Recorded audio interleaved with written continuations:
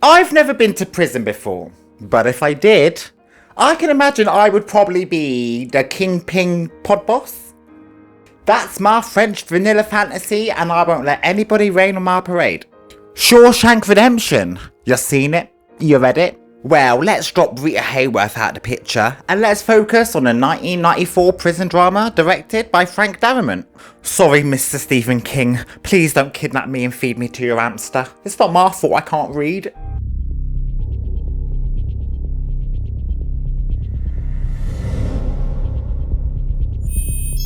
Okay, so let's set the scene. Drunk white man. Cheating wife. Forbidden lover. Confrontation. Loaded gun. Now this may sound like a title of a Jerry Springer episode, but this is actually the circumstances we find our main protagonist, Andy, in. Now he's standing up in court claiming he don't know a damn thing about how his wife and her forbidden lover ended up riddled in bullet holes. However, that glove did fit, so they couldn't acquit, and Andy finds himself being convicted and charged and sentenced to 2 life sentences. So that's main player. Check. Backstory. Check. Location. Check. When Andy arrives at prison, it is glaringly obvious that the poor man don't fit in. He is like a nun in a brothel. He went from reputable banker to convicted murderer overnight, and I think he might be struggling with the transition a little bit. In his defense though, this prison does seem a bit hectic. It is super religious. The guards be beating on people for no reason. And the new inmates, they gotta walk through the whole entire wing, butt naked, in front of a load of locked up, sexually starved men. And even I know that this is a recipe for disaster. Me. Would I? Could I handle such nonsense? Who knows, find out in my new book, Memoirs of a Prison Bitch. The first night is apparently the hardest. It's where your mind is at that loud volume and you're thinking to yourself, do you know what, babes? I think I might have fucked up somewhere down the line to end up here. All the other prisoners are putting bets on who will be the first fresh inmate to crack. And considering how out of place Andy looks in this environment, the head honcho hustler called Red, he bets on him. Turns out though that Andy's resolve might be a bit stronger than we initially suspected. Cause although he does get hit with the struggle bus on his first night, it's actually a different inmate that cracks first. So, how do I say this without it sounding exaggerated? Well, this new large inmate, he ends up having a panic attack because all the other inmates are threatening to rape him, and then the guards are pissed off with the fuss that he's making, so they drag him out of his cell, and they murder him. They beat that man's ass until he died. The guards. I thought this place was religious. Red, the hustler that bet on Andy, he is simultaneously pissed off because this Andy's just lost him 2 packs of cigarettes, but he's also really impressed that this Andy he just kind of accepted his fate and he didn't make a sound. Trying to adjust to prison life, Andy meets a load of the inmates. None of them are particularly nice, except for Red. Red's a good egg. Well, as good as a hustling criminal can be, I suppose. Anyways, Andy learns that Red, he's a man who can get things on the inside. And so Andy asks him, of all things, for a rock hammer. And so Red likes Andy, so he's a bit concerned why this banker turned murderer is asking for a rock hammer. Especially with the rumours flying around that the sisters, they got their eye on Andy. And for context, the sisters, they're a bunch of rapey inmates. Yep. That's right, you heard me. There are a gang of inmates that are going around forcibly raping people, and everyone else is just kind of turning a blind eye. I don't know if I'll be so chill about that situation. Ain't no one mounting me without my permission. Andy, however, the poor motherfucking fool, he doesn't have a choice. For 2 whole years, Andy spends his time trying to defend himself against these sister vultures, sometimes successfully, sometimes not so successfully. You do realise what I'm heavily implying when I say that Andy wasn't always successful in fending off the sisters? Oh, I think he got mounted. Forbidden bum fun aside, 2 years into Andy's prison sentence, he successfully applies for outdoor work, in which the roof needs retiling or retarring or some shit. Listen, the whole roof bit, that ain't important. What is important though, is being under constant supervision from the officers while he does this job. It actually offers Andy two different things. Number one, safety from the sisters. Very important. Muy importante. And two, the opportunity to get to know the guards. And in particular, their money troubles. Because you got to remember that before the murders, Andy was a banker and he had a banker's brain for like numbers and taxes and shit. Me and Red, we don't know why he does it, but Andy offers like the main guard financial support and advice in exchange for a couple of beers for him and the lads. It's a brave move. Remember, these officers are basically paid thugs themselves, but Andy somehow he manages to pull it off. Now, I like beer as much as the next troublemaker. And could you imagine the euphoria of an ice cold beer on a boiling hot day when you've potentially spent 10, 15, 20 years deprived of that shit? So this whole incident actually wins Andy a lot of brownie points with Red and his gang, and also with the guards. And just in time really, because after another attack from the sisters, Andy spends a month in the hospital. So the guards permanently cripple Big Mr. Sister, and Red and the boys collect rocks for Andy's return. Oh yeah, Andy, he's got a right hard on for carving rocks. That's why he asked Red for that hammer a few years back. Oh, and also, Andy and all the other prisoners, actually, they've all got a thing for Rita Hayworth. So Red smuggles in a big old poster of Rita Hayworth for Andy's return as well. And this bloody poster, it is huge actually. It takes up like a third of Andy's cell wall. And when the governor finds out about this, he is not happy. He is not impressed. But he does get good vibes from Andy after seeing him with a Bible. And plus he knows that Andy is good with numbers, so he's willing to compromise. Andy Dufresne can keep his poster of Rita Hayworth in exchange for pure exploitation from the governor. So the governor makes Andy the prison bitch accountant, or something like that. An unpaid financial advisor. And they base the secret operation in the library. And Andy even has Red help out from time to time, all the while under the care and the loving eye of the old librarian Brooks. It's actually quite a cute setup, and they managed to keep this setup for years. That is, until Brooks the librarian gets a release date, and although this should be cause for celebration, it sets Brooks the fuck off. See, Brooks has been a prisoner of Shawshank for like 50 years. He's like pure institutionalized by now. He ain't ready for the big bad world out there. The world changes at such a fast, dramatic pace. It's a daunting and scary prospect to enter it after 50 years of absence. And because of this, we get to follow Brooks as he tries to navigate the big bad world outside. And bless him, this old man is so cute. You root for his success for his remaining days. But unfortunately, the reality is far more bleak than the fantasy. Brooks struggles tremendously with the transition, as you would expect. He's old, lonely, gets disrespected, and he's struggling to come to terms with his newfound freedom. So he decides to end it all by taking his own life. An all too real life conversation could be had about this scene actually when it comes to prison reformation, the lack of help given to people with convictions, and the complete absence of resources to help convicted prisoners who have spent their time and have then been released to the public. But that is a discussion that is way above my intelligence level. So Brooks be dead.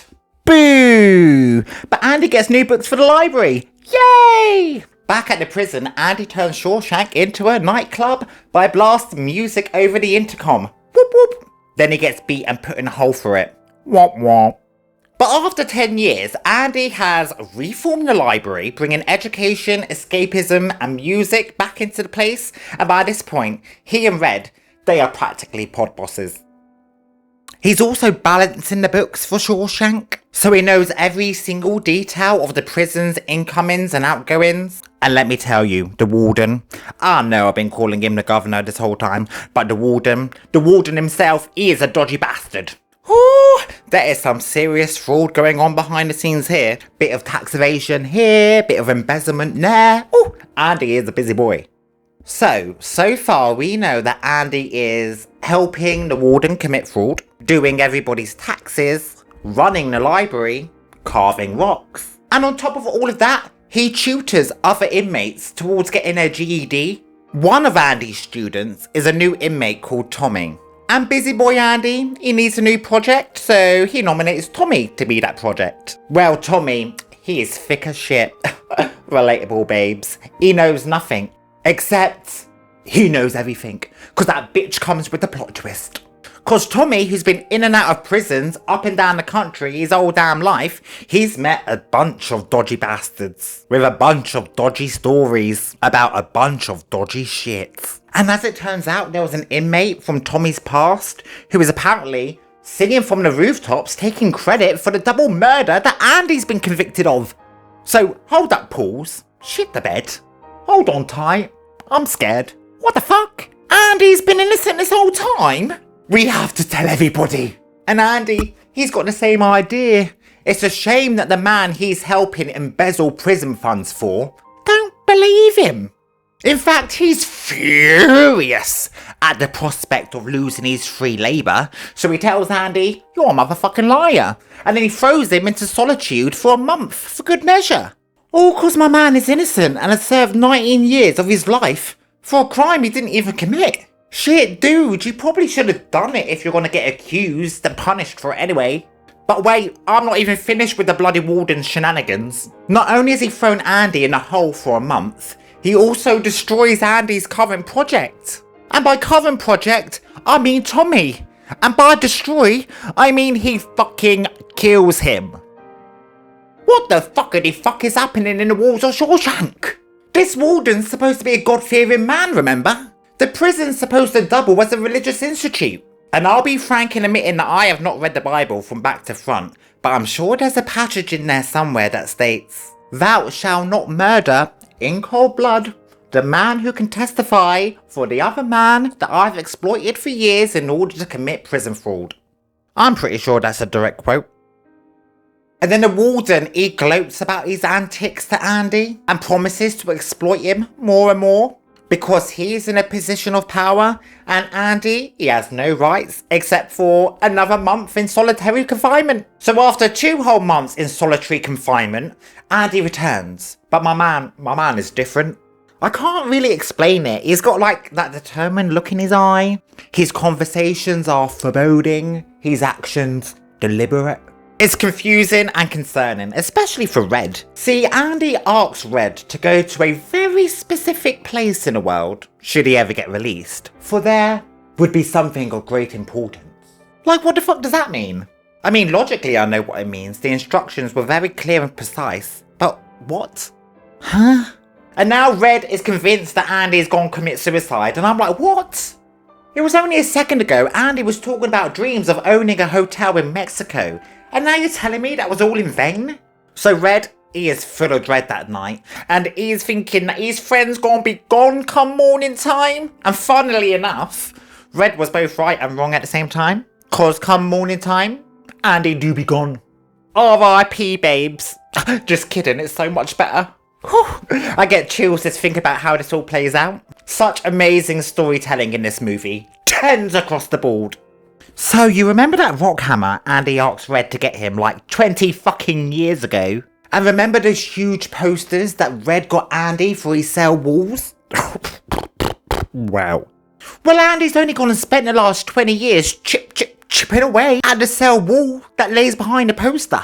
And to say he's made a solid dent would be an understatement. Cause Andy Dufresne went and dug himself out of prison in the middle of the night. I'm being serious. If you don't believe me, ask my mum. He's lubed himself up. He's squeezed himself through the tight opening. He's crawled through literal shit and clambered his way through a thunderstorm towards his freedom. So after the warden murdered Tommy and threw Andy in a hole for 2 months after he discovered his own innocence, Andy thought, fuck this, and dipped. He's like, bye, adios, ciao, avvidasane, au revoir, sayonara, deuces, bitch. And because he's been innocent the old bloody time, we encourage this kind of behaviour. In fact, we celebrate that shit. And the celebrations, they don't stop there. Andy Dufresne didn't decide to escape prison on a whim. Oh no, precision and planning was Andy Dufresne's strong suit. Because once he escapes, he embezzles the warden's embezzled money, flaunts the receipts of the warden's embezzlement, and lifts the lid on the corruption that shrouds SHAWSHANK. And boy, there is so much corruption. And murder. We saw the guards murder at least 2 people. So the officers get arrested and the warden, he pops himself in the heads. And I am fist bumping in the air because I just love it when justice and karma collide. And as for the inmates, they, to this very day, they speak of Andy as if speaking of legend. And although the good times are flowing and a good mood envelops us all, we have to take pause and think of Red in all of this. For Red, who although incredibly impressed with Andy's manoeuvre, he's sad because he's lost his friend. And it's kind of sad. Me.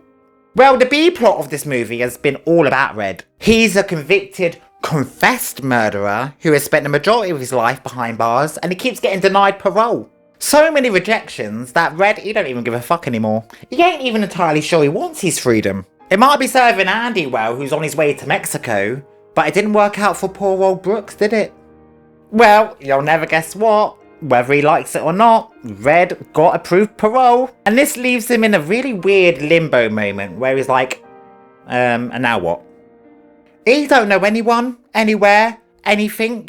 And what makes this ordeal so much more heartbreaking is that Red follows the exact same path that Brooks was on. Same job, same room to rent, same decision. So now Red, he's got 3 paths ahead of him. He could either break his parole and get back to his life behind bars. He can go purchase a gun and invite it over to his skull for a one-on-one dinner date. Or he can keep his promise to Andy. Do you remember when Andy got all weird just before he escaped and he told Red to go to a particular spot if he ever got released? Well, so does Red. So he goes to this very particular place. And guess what he finds? He finds the ghost of Brooks wearing a straw skirt, strumming on a ukulele, singing sultry verses of Happy Birthday like he's Marilyn Monroe. I'm just kidding. He finds a note from Andy saying, "Hey bitch, how's it going? I heard you were in the area. Come up and see me sometime. Oh, here's some cash. Here's the dream. Are you in, my friend?" And we all know you can either get busy dying or get busy living, right? So Red takes Andy up on his offer, travels all the way down to Mexico, and reunites with his old friend. And this time, both as 3 men. Well, kinda. And thus the movie ends. It's beautifully told. I sobbed. And in my French vanilla fantasy, the boys went on to open a chain of hotels, dominating the Mexican economy, until they eventually died. Very old, very rich, and very free men. If you like the way I relay information and shit, then stick around, because I'm full of shit. Spanking a like button encourages this kind of behaviour, and dropping a comment down below encourages conversation. And what better place to discuss your thoughts, feelings and opinions than right here, where I could discuss along with you? And that was me, J-Lei, telling ya how it is.